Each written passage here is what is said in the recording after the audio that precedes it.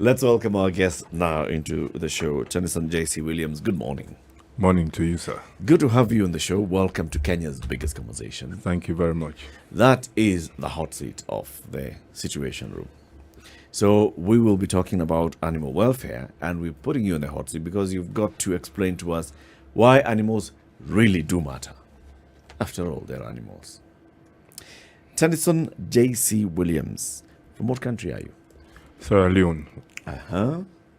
Is this your first time in the country, or have you been here for a while? Oh, I've been here since 2010. So You're I'm Kenyan home. by choice. Yeah. Kenyan by choice. What else can I say? There's nothing to say. All has been said. You're the Director for Africa at World Animal Protection. Tell us about this organization. Thank you very much. World Animal Protection is a global animal welfare organization, and it's been around for the last 50 years, operating in more than 14 countries, some direct, some indirect. And over those 50 years that it's been around, a number of things has been done for and on behalf of animals. And we are still doing what we think is right for animals, because animals' lives do matter. I think let's all be clear and be on the same page. When we say animals, what exactly do we mean? We're talking about all creatures other than humans. Land-based, water-based, etc., etc. So we don't pick and choose.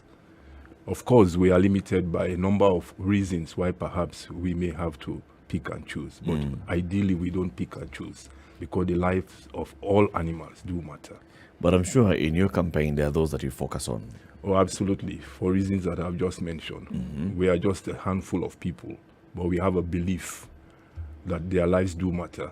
And therefore, folks like yourselves who work for Spice FM, we are saying join us. And we'll be talking about that perhaps later in the program. But we target all animals. We are about 500 people who work directly for the organization, but we have a lot of partnerships and stakeholder arrangements, which increases our base, through which we make the sort of efforts that we need to make to bring change for animals. Tennyson, I just wanted to get granular to the point. When you say animals matter, there are people who will focus on wild animals. There are those who will focus on domestic animals that are there for economic purposes, livestock. And then those who think pets. So which ones have you been focusing on, and which ones would you like us to focus on today?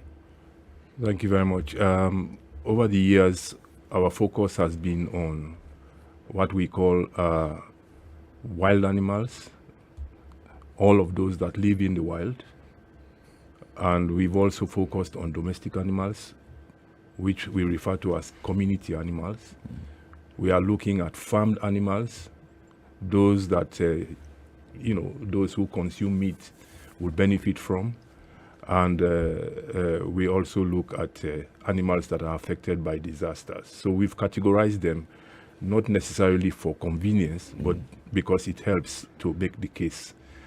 So if you are a pet lover, for example, we want to remind you that even as you benefit from the relationship between your pet and yourself, you have responsibilities to that pet.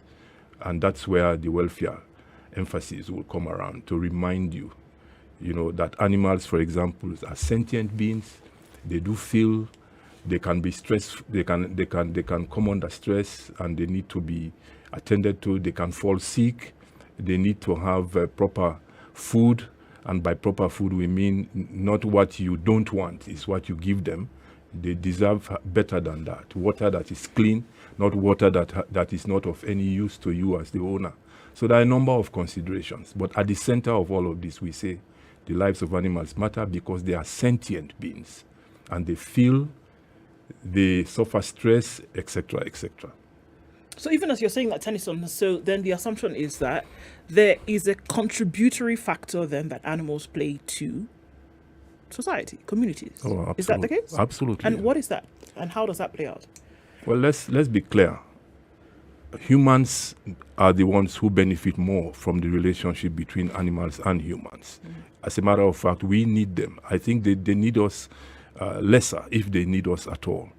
So the benefits that we derive from animals, unfortunately, has led us to misuse them, has led us to cause them suffering because of the advantage we take. Let's take for a minute the biblical dimension to creation, where God gave man dominion over all these creatures, and we have not been responsible enough in exercising that responsibility that God gave us. So animals have continued to suffer. We farm animals for our own benefit. Massive numbers of animals go through production systems in Asia, in the US, here in Africa, just to feed us. On an annual basis, the entire world will consume 70 billion land-based animals, farmed animals. 70 billion, think about it. That's what we consume. And our population is increasing. So to continue to meet the demands of an ever-increasing human population, what do? We try and shortcut the production systems to meet our demands. For example, you and I know, growing in the village, our cuckoo will take perhaps 10 weeks before we consume them. Right. What we do now is trying to make that cuckoo available in 6 weeks. You are improving technology. You are basically shortcutting. You are saying, eat 24/7 because I need to feed on you.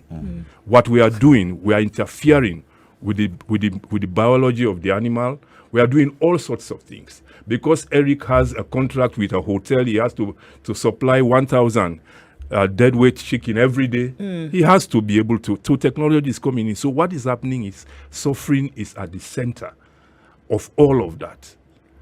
So the question that many would ask you, who, like Eric, the chicken farmer in this commercial venture, what would you have them do? If the demand is high, then that means that supply then must meet the demand. If the world is consuming 70 billion land animals every year, if that's what we're looking at, that means the demand is high. What then would be the alternative? Or are we saying, even if there's no alternative, we're saying, what structures or mechanisms must you put in place to then alleviate the said suffering of animals that we would then see? It is one thing to try and make a justification for those numbers that we consume because of our population. But the truth of the matter is the world is waking up to a new reality also. Just recently, COVID struck, and I'm sure even if science is still searching for the real evidence that connects COVID and animals, the fact is there is a relationship. So there is a new wake-up call. The second thing is lifestyle considerations are also ever increasing. We jog every day, you're watching your weight, all these things. I think there is a consciousness that is building. That is the good thing. So regardless of how much we believe we still need to eat, I think that consciousness is suggesting to us that, wait a minute, there could be alternatives. So there... Okay, sorry. So the alternative is, why don't we look at plant-based proteins? Okay.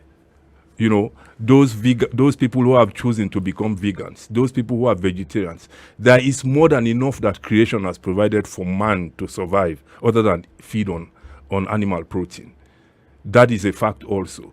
So what we are saying is that we don't necessarily have to consume 70 billion farm-based animals every year because we need to survive.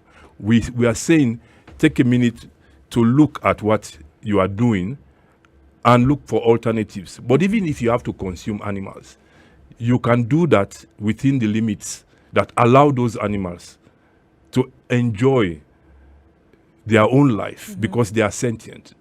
And this is the call we are making. So there is a balance. And we are not saying no. But we are saying, look, there can be other ways to go about this without necessarily causing suffering to the animal.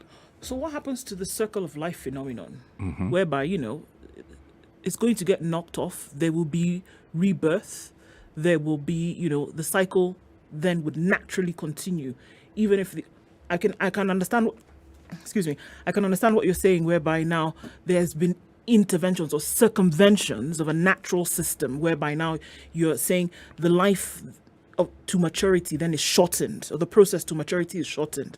I can understand that. But then on the other side, if you just let all these animals be, what happens? Populations of animals then would increase. And I think now we're just focusing on those that are consumed by man.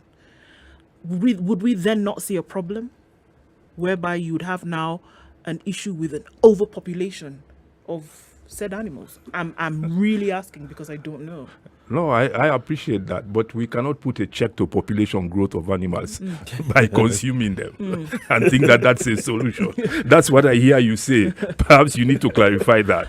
But if I paraphrase you, you are saying check animal population growth by eating them. Eat. No, Did I get you right? No, because if we're saying that it needs to be reduced, the thing is, what then happens? The planet will just then be able to naturally accommodate There are natural mechanisms for putting a check to population growth. You and I know that. There are all forms of disasters that occur, and we are not praying for that to happen. No. But man does not have to be the solution to checking animal population. That's basically what we are saying. Okay. Let's put it this way. Let's look at wildlife. Let's leave the farmed animals for a moment. Wildlife. You have acquired so much wealth. Your lifestyle is suggesting that you are now supposed to be living with a lion in your house. Yeah. You go pick that lion when it was a baby in the forest and you brought it home. Yes. And you have a pet. Yes. For goodness sake, why don't you consider that that animal will never remain a baby animal? They will grow. And they will come And when they grow, they exercise natural inclination. Yes, and they look for a prey. Yeah. So you are the next prey. And there are several stories around the world. Second, if you have to have a holiday, do you necessarily have to go all the way to Thailand to have an elephant ride? That's what's happening. Yeah? You go to Thailand, you go to some other places, you are a tourist, you want to have a good holiday, they offer you an elephant ride. Think about it, Eric, for a minute. For a wild animal to offer you a ride, certainly it makes sense that that animal must have been subjected to something. To tamper that animal to offer you that ride. In other words, there is a lot happening in some of these industries that you and I don't know, which is causing a lot of suffering to these animals. And we are not saying don't enjoy nature. Yeah? There are other ways that you can do this. You can fly to Kenya. You can be allowed into Amboseli and see the and elephant. see there, and you take your bag, jump on the flight, and go your way. The animal wins, you win, everybody wins. But here we are saying, since God gave dominion. But aren't we doing what it is that we've done to ourselves and for ourselves? I mean, look at the way we've organized ourselves into communities, into societies. You could argue it's taming us, getting people to fall under certain legislations, under certain rule of law, bringing what we call order. It's what we seem to be trying to do to the other individuals who are exercising dominion. It is exercising dominion, but that's just an aside, because I'm looking at it as us trying to bring order to the animal kingdom in the way that we human beings understand or think is best. So we create zoos and what have you. But that's just an aside. The amount, the quantities you mention, if I look at the way the world consumes its food, the culprit isn't the consumption in my mind. The culprit seems to be us always having more than what we actually need. And the measure of it is, if you look at the so-called developed world, what goes into waste. And even the value of that waste. If you had what you need, the problem that we're discussing wouldn't really exist. But we want to think, in a modern way, we want to think the future. You want to refrigerate food, you want to keep food, you want to do all these things to food. And then many countries end up dumping it into the sea. Now, that will definitely create a problem, because you produce more than you needed to begin with anyway. Where's the discussion and the argument for producing what you think you need? And then you're going to be told, some economists will come in and give you an interesting argument. Some financial wizards will come and give you an even more interesting argument. But the truth of the matter is, from where I sit, there's always been enough. But when we move to that next level where this enough has to do with hoarding, with keeping, with storing, then clearly it will never be enough. Enough is a moving target. Yes. So when we talk about the animal kingdom that doesn't involve human beings, they understand this far better than we do. Like the carnivorous animals, they kill what they need. They don't keep in cold storage for a year what they need. No. The animals that are herbivorous, they do the same thing. So they play their role in ensuring that cycle is actually maintained and is maintained well.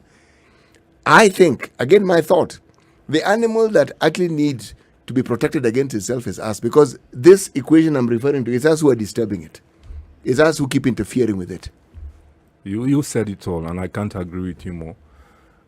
We are not talking about an animal-to-animal relationship, and we are saying there is suffering and cruelty. It's just normal that a carnivore will feed on.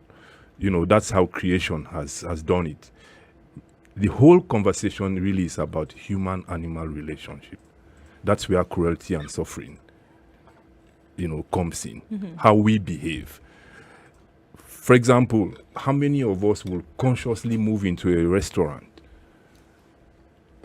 to pick up a piece of chicken and think about how that chicken has actually been produced for you? Number two, it is very clear. And we are not saying this because we have any malice. But the piece of chicken, meat, pork that you pick from the supermarket shelves, you have no idea whether they have antimicrobial residues. Because of pumping of antibiotics into the system as a means to respond to a demand. And what you get, Eric, is meat that has residue that is not even good for your health. We conducted a study during this COVID period where we sampled meat from various supermarkets, and it's all clear there. Work with Kemri. Superbugs is what we call them. When you find these residues in those products and you consume. So as a matter of fact, what we are saying is something that needs to resonate with even the consumer. That if you consciously put a demand on the kind of meat you want, the producer will have to respond if they have to stay in business. And this is a call for all of us, government, ordinary citizens, the industry players, to look into how we want to change systems. Very recently, McDonald's and others are beginning to put a check on the kind of eggs that they will put into their system. If it doesn't come from a farm-based system where the animals have been put on natural environments, they said, no, we won't take your products. And I think this is where the world is needing to move to. That's a good point to actually take a break on. We're talking about the food systems and what exactly you've been campaigning for, what kind of changes you want to see and what you've done so far towards that. Director for Africa at Wild Animal Protection, Tennyson J.C. Williams, is with us in the studio this morning. We're talking about animal welfare in Africa and why animals matter, and then what's our role in making sure that those animals remain the way they should. This is the Situation Room, the only way to start your day. This is the Situation Room with Eric Latif, Ndu Oko, C.T. Muga. Our guest host today is business journalist Ramanyang, and our guest in this hour is Tennyson Williams. He's the Director for Africa at Wild Animal Protection. We're talking about animal welfare in Africa and why animals matter. Tennyson, you are certainly advocating something. There's a conversation that you're pushing for people to understand why animals matter. You recently launched this strategy, A New World for Animals. What is the focus for the advocacy this time for your organization? Thank you again. Well, based on our experience over the years, we've made a deliberate choice as an organization to focus on the global food system. We want to disrupt, very deliberately, we want to disrupt the global food systems because of the billions of animals that go through that system. If we are able to make that a dent in that, we will have saved the lives of many, many animals. The second thing we want to do, we want to make sure that we put a stop to the trade of animals as if they are commodities, wild animals in particular, because they are not just commodities. They are sentient beings, they feel, etc. So that is the focus of our new strategy, A New World for Animals. We believe that's an imperative. We believe it is possible.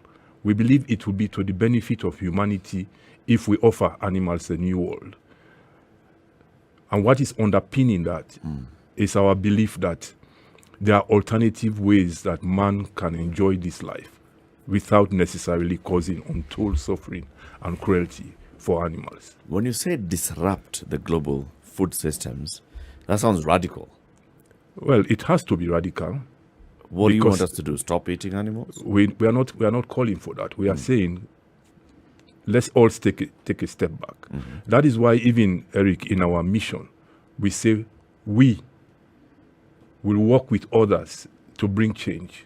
The consumer, the producer, a policymaker, etc., etc. All of us have to be part of the solution to have an end game that creates a better world for you and I.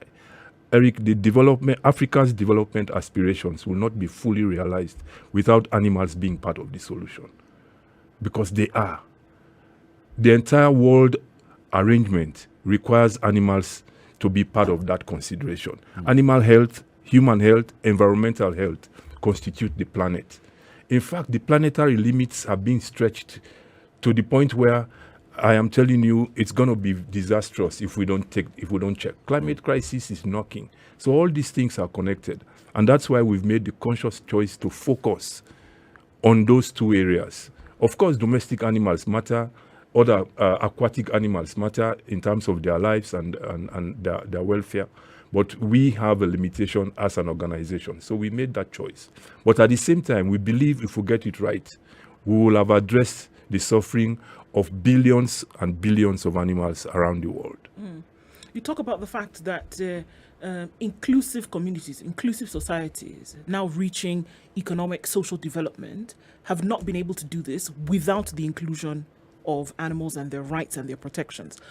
How has this played out in some of those communities? If you could show us examples of what they have done to say, look, this is now where we have a symbiotic relationship between humans and animals, and making sure that it's inclusive. Well, the inclusive question, I think, is one that is quite critical. Obviously, from where some of us come from, we believe that they are sort of a property. You know, we have to use them. Even the forest that is just at the back of the community there is something we must just use. But we cannot use them irresponsibly because life has to go on. And the reality is, if they become extinct, we have a problem. You know, Yep. we have said it here again and again. The checks and balance that needs to be ensured within the ecosystem is not one that man alone can ensure. The animals have to play their own part. Yeah, so that reality has to be there. So all of us have to wake up to this call. When we take animals into our houses to use them as pets, etc., the evidence is there to show that we got to be careful. We don't necessarily have to do that. So consumptive use, sustainable use, all these arguments that are being put out there to say this must happen, we are only saying that they must happen within the limits that does not undermine you know. Is there a standard way in which you then determine how it is that countries can more or less standardize the way in which they can put in place policies, ways in which they can then guarantee that what you are saying that will favor the protection of animals is actually adhered to? And is there a list? And if there's a checklist of sorts, if there are standards, then would you then be able to categorize countries in terms of their adherence to these norms and say country X adheres to these norms, and they then fall into, say, this particular category, and country W doesn't adhere to any of these norms. So they should actually be struck off the list of countries that, I mean, is there any standardized way of looking at this thing? There are standardized ways. For example, I'm not sure whether you're aware of what they call CITES. CITES is a global standard that Please actually... talk about it a little more so that we can understand. Yeah, it. it's a global standard that actually puts animals categorize animals for all of us to understand which ones are endangered, which ones are not, and those that we need to be more conscious in terms of how we deal with them, because otherwise we will lose all of them. Yeah. So those kinds of regulations are there for all countries to look at. In countries specifically, there are also policies that government have put in place and penalties, but some of them are outdated. So we should be reviewing this in the light of the current scenarios, so that we are all guided by what is happening. And regulatory authorities within government, for example, in the case of Kenya, the Directorate of Veterinary Services has responsibility to make sure that we as human beings behave in a way that does not undermine the existence of animals, because it affects us. And in the current constitution in this country, I think it is the counties that have now been given responsibility to specifically deal with animal welfare. So there are regulations. Are people aware of this? Maybe not. So we need to also bring that information to the ordinary person so that they know that this is wrong. If you step out right now, you might find a bike rider with 20, 30 cuckoos hanging, taking them to somewhere for slaughter. That is not right. It is not even good for you to consume a chicken that has been put on a bike for the last 1 hour, because the body mechanism of that animal is going to affect the kind of meat that you are going to have. Because it's under stress. Yes, but you are not aware. Even when you chase the cuckoo in the village for 30 minutes before you finally get it and slaughter. So if you don't, if you don't chase it, how will you catch it? No, you will catch it. But what I'm saying, if you don't chase it, you won't catch it. But you are not aware what the imbalance you are creating. That's what I'm saying. It is one thing to say if you don't chase it, how do you catch it? But what are you getting? Is it quality enough?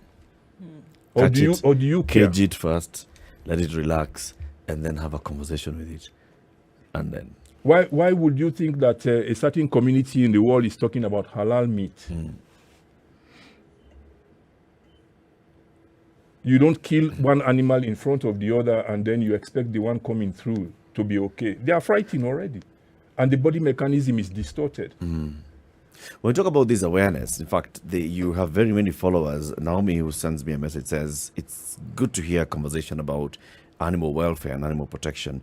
What kind of partnerships are you seeking to make sure that this conversation starts at the very early years for people, so that it's a conversation that starts in the curriculum for learners? We are seeking partnership from everywhere and everybody, including Spice FM. Have you reached out to the Ministry of Education, to the curriculum for career development? Oh, absolutely. There are a number of initiatives that we... What did I say? Curriculum for career? Yeah. Institute for Curriculum Development, that one. Well, the ICD, or is it KICD, is one that we already have contact with, because we need to catch them young, as we say, take this message to children.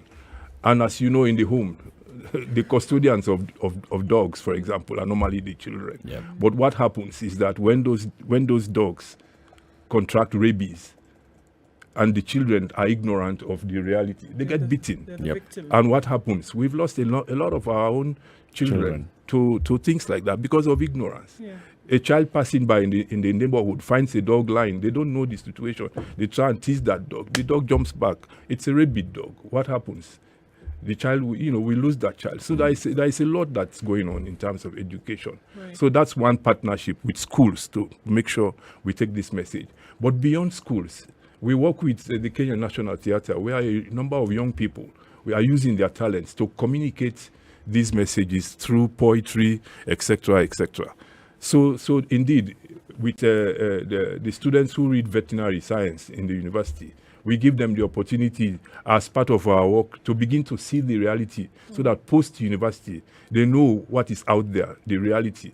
The government also, in terms of helping them shape policies that can actually be responsive to the current situation. If you go back to the laws in Kenya, if you read them, they will tell you the penalty for violating an animal's welfare is 3 shillings. What will 3 shillings do? That will not, it will not deter anything. So it's not even unique to that sector. Like all laws which we are trying to review so that they are up to date. In fact, somebody will tell you there is nowhere in law that you can charge somebody who has violated the welfare of an animal. So we need to review these things. And last but not least, if I want to mention about trade across borders, Africa is a source country for most of the animals that go into Chinese traditional medicine. And the populations of these animals are dwindling. The pangolin is the most trafficked animal in the world.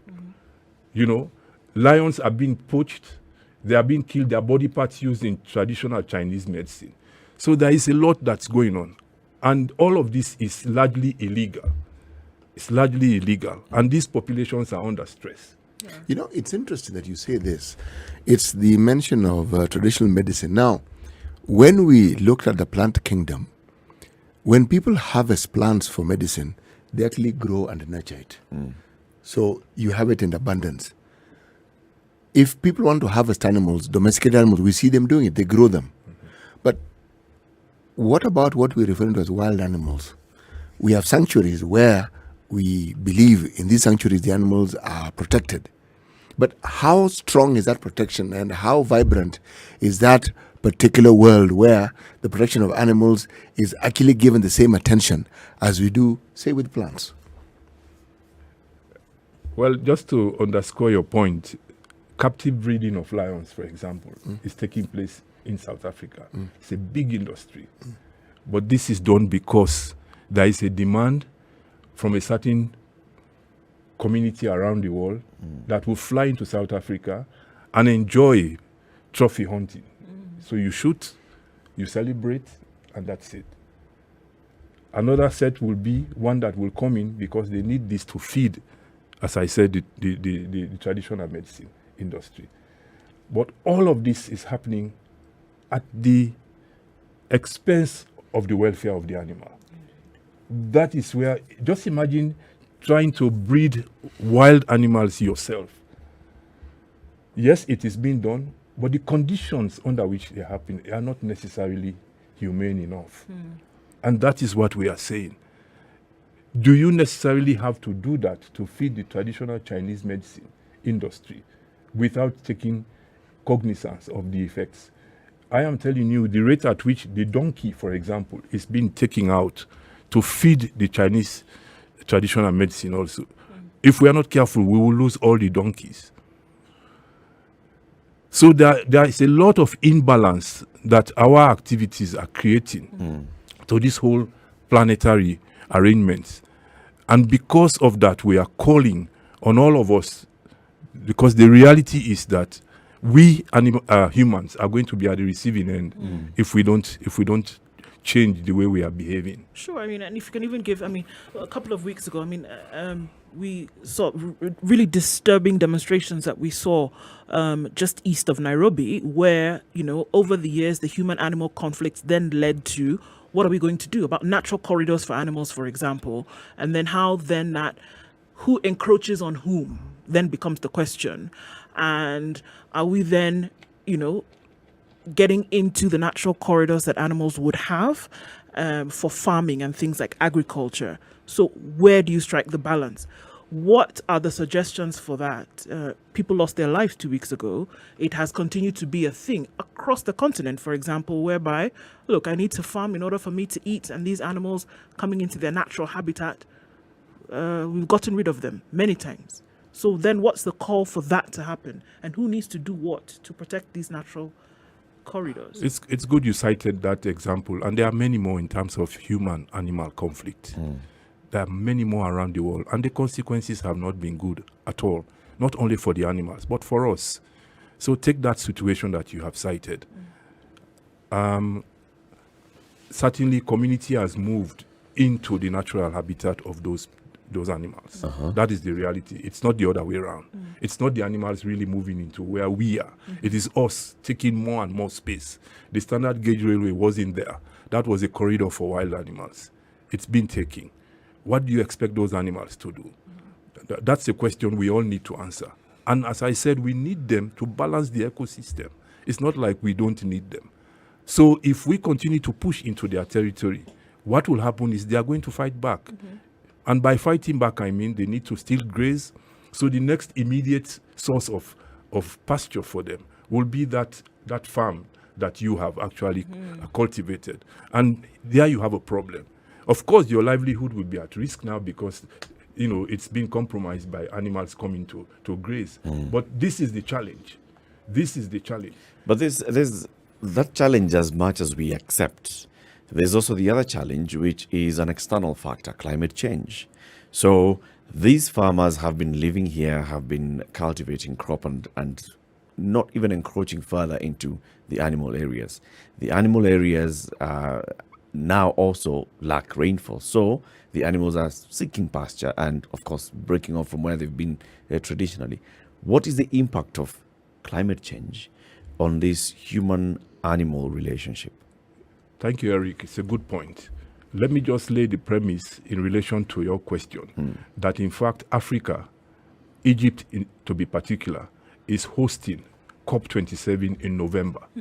So the climate conversation has come home to Africa. Africa is at the receiving end of climate change. Yeah, we are not the creator of the problem, but we are the biggest we bear the biggest brand. Of the whole problem. So having said that, I talked a while ago about the ever-increasing number of animals that we are every year needing to feed our population. If you need to sustain that industry, it means you have to cultivate food that you need to feed that industry. And by that reality, you will be needing huge tracts of land that you need to clear. So I think it's the other way around, Eric. The climate crisis that we have seen and we continue to see is as a result of our own action. It's as a result of our own action. The entire northeastern of Kenya, where you see thousands of animals perishing, it's because we went in there and did whatever we did, and we have let all of that bare. And animals can't survive there. And these same animals, we say we depend on them. So really we have to make a decision. We have to make a very clear decision. Africa has not gone the route that Brazil, etc. are now, because Brazil has to subject massive hectares of land to soy production to feed the animal industry. So what will you be pushing for when COP27 happens in Egypt? We are saying let there be a moratorium on factory farming or industrialized farming. Let there be a moratorium. Wow, expound on that. Let's look for alternative ways of feeding human population. Plant-based protein as opposed to animal-based protein is one way that we are looking at this.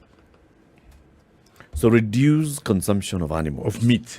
Of meat or animals. There's 70 billion animals that we're consuming every year. Let's look at cutting back. And this is now going back into that disruption of the global food systems. So expressly what you are saying is let's eat less meat. Let's eat less meat. Let's have alternatives. Let's stop using animals as though they are commodities only. Because what we are doing, we are taking out 1.6 trillion animals of the system. They don't necessarily have to be seen as only commodities, because somebody is benefiting billions from the body parts, the ivory trade, the traditional Chinese medicine, where the donkeys are also being pushed into, and we are losing all of this. Do you have a proposed plan for let's reduce this animal intake by X number of, say, animals per year by this time? We haven't stated that in terms of how we will reduce them.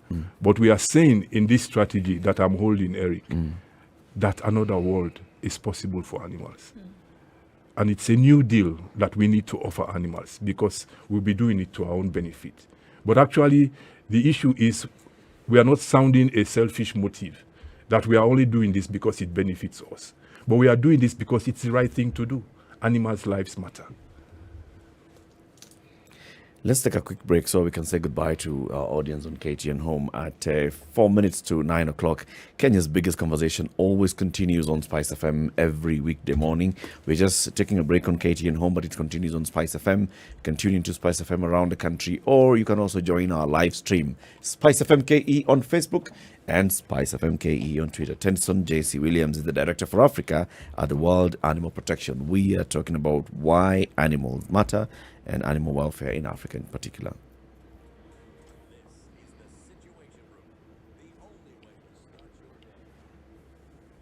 So as we continue the conversation, Tennyson, you said the other thing is let's stop commoditizing wild animals. How do we do that? We should just not treat them as though they don't have a life worth living. You know, Tennyson, I like what you're saying, but what makes it difficult in my mind, I'm not saying it is impossible, but we live in a world where slave trade is back. Trafficking human beings, as we call them. Now, if we were to reduce it, we're talking about changing or bringing about a mechanism or a system where the worldview on how you stop making animals the commodity that many people see them as. How do we achieve this when people see other human beings as commodities? If all we're doing is quantifying human lives, how then animals who we believe, or many people believe, are lesser beings than human beings, and you're saying they are not, and I agree with you, because in the absence of these animals, the planet as we know it cannot be what it is. They have a role, and they have an important role, but how do we get people to actually understand that balance? It's a good question. So we really need to continue this conversation and use facilities like the ones you guys have to get the message out there. There is very little that people perhaps know that is really happening. Let me give you one story. We had a campaign to actually stop the trade of the African grey parrot, taking them from the source countries in Africa to somewhere where people feel they need them best. The sad story is that 60% of the African grey parrot that are put on flights to go to any destination don't arrive there alive. They die. So what's the point, really? And the parrot is an animal that can actually be there for the next 80 years. If I take a parrot from the forest and put in my house to be a pet, and I pass on, God forbid, before that animal, what happens? The animal is there. And these are social beings. Do you know the African grey parrot will know its partner for life? When you separate them, they go into stress and they suffer for the rest of their lives. In other words, there is so much education that is required for us to understand beyond what perhaps we know that the animals really deserve, and we have to behave in the best interest of the animals, but also ourselves, as I've said in this show. So really, the conversation has to be out there. We need to have more people involved, but the world order needs to be checked, because where we are headed is not in anyone's interest, not for the animals and not for Not mankind. for us. Yeah. Tennyson, come again, and let's start having the conversation, highlighting especially these issues that you're saying. You know, when people start getting their story and the true picture, this, for example, is what is happening to the parrot. This is what's happening to the other animals, the pangolin and all. Then we start internalizing the conversation, and it even makes it better. Thank you for joining us today. Karibu.